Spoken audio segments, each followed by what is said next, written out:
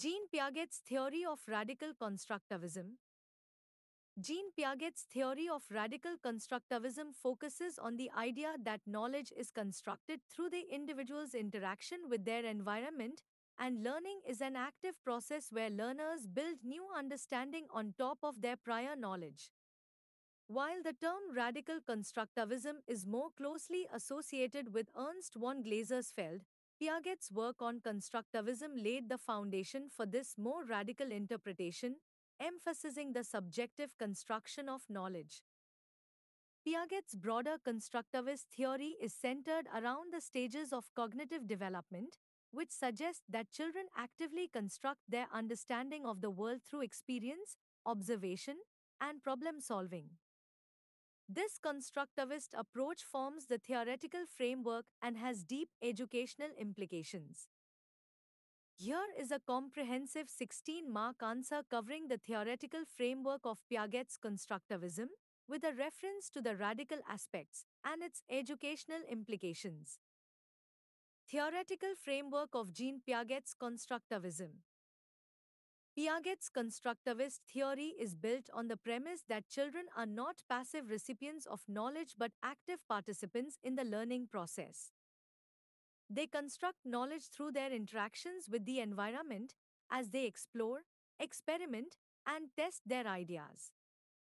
Piaget posits that cognitive development occurs in distinct stages, and each stage reflects a qualitative difference in how children think and understand the world. 1. Key concepts of Piaget's constructivism.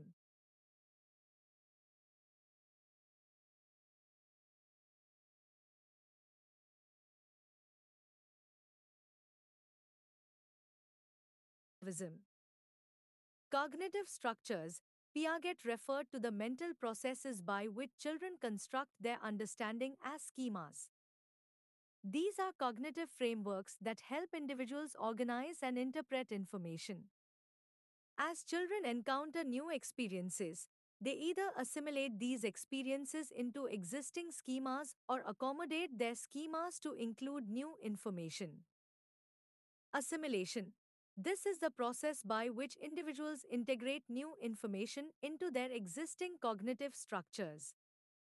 For example, a child who knows about dogs may categorize a new type of dog under their existing concept of dog. Accommodation. When new information does not fit existing schemas, individuals must modify their cognitive structures to accommodate the new information. For example, if the child encounters a cat and initially thinks it's a dog, they must revise their schema to differentiate between cats and dogs. Equilibration. Equilibration is the process of achieving a balance between assimilation and accommodation. Children seek cognitive equilibrium, but when they encounter something unfamiliar, disequilibrium, they work to restore balance by adjusting their cognitive structures. Though stages of cognitive development. Piaget's constructivist theory is closely associated with his theory of cognitive developmental stages, which describe how children's thinking evolves as they grow. The stages are universal and sequential, meaning all children progress through these stages in the same order, although the pace may vary. Sensorimotor stage. Birth to 2 years. During this stage, children experience the world through their senses and actions, e.g., touching, looking, sucking. They develop object permanence, the understanding that objects exist even when they cannot be seen. Preoperational stage. To 7 years. In this stage, children begin to engage in symbolic play and learn to manipulate symbols, but they don't yet understand concrete logic. They are egocentric, meaning they have difficulty seeing things from others' perspectives. Concrete operational stage. 7 to 11 years. Children gain a better understanding of concrete, logical operations. They develop skills such as conservation, understanding that quantity remains the same despite changes in shape or appearance, and can classify objects according to multiple criteria. Formal operational stage. 11 years and up. At this stage, children can think abstractly, reason logically, and plan systematically. They are capable of hypothetical deductive reasoning, meaning they can consider what if scenarios. Teen radical constructivism. Radical constructivism, which builds on Piaget's ideas, emphasizes that knowledge is actively constructed by the learner and cannot be passively transmitted. It asserts that there is no objective reality that we can know for sure. Instead, each learner constructs their own version of reality based on their experiences and prior knowledge. Subjectivity of knowledge. In radical constructivism, knowledge is subjective. What one person learns may not be the same as another's understanding because individuals interpret experiences based on their unique cognitive structures. Learning as an active process, learners are not mere recipients of information.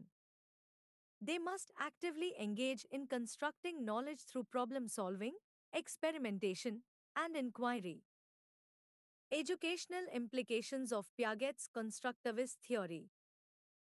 Piaget's constructivist theory, and by extension, radical constructivism, have significant implications for education, particularly in how teachers approach instruction, curriculum design, and assessment. एक learner-centered approach. Active learning. Piaget's theory stresses the importance of engaging students in active learning. Rather than being passive recipients of knowledge, students should participate in activities that encourage exploration, discovery, and problem solving.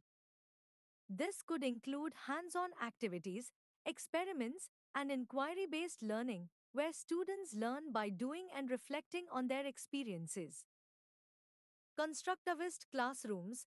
Teachers should create a classroom environment where students are encouraged to explore, ask questions, and experiment.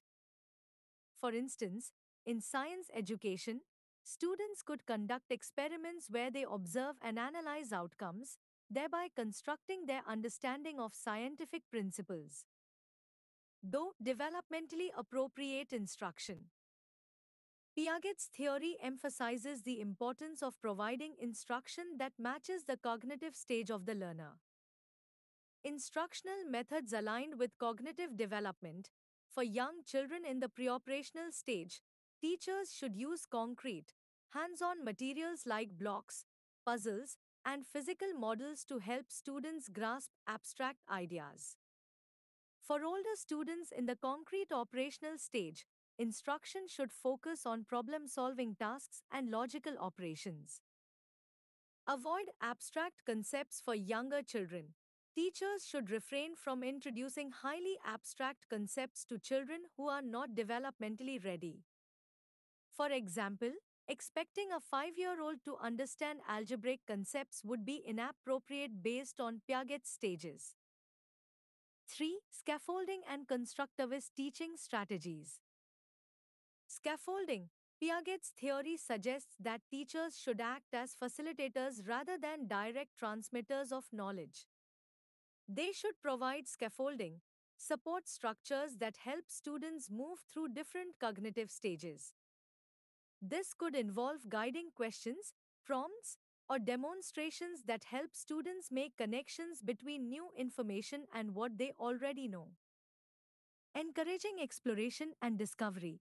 Teachers should foster a learning environment that encourages students to explore their interests and discover new knowledge.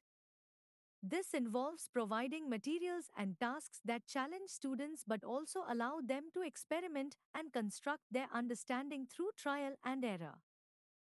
4. Peer learning and collaboration. Peer interaction. Piaget emphasized the importance of social interaction in the development of cognition.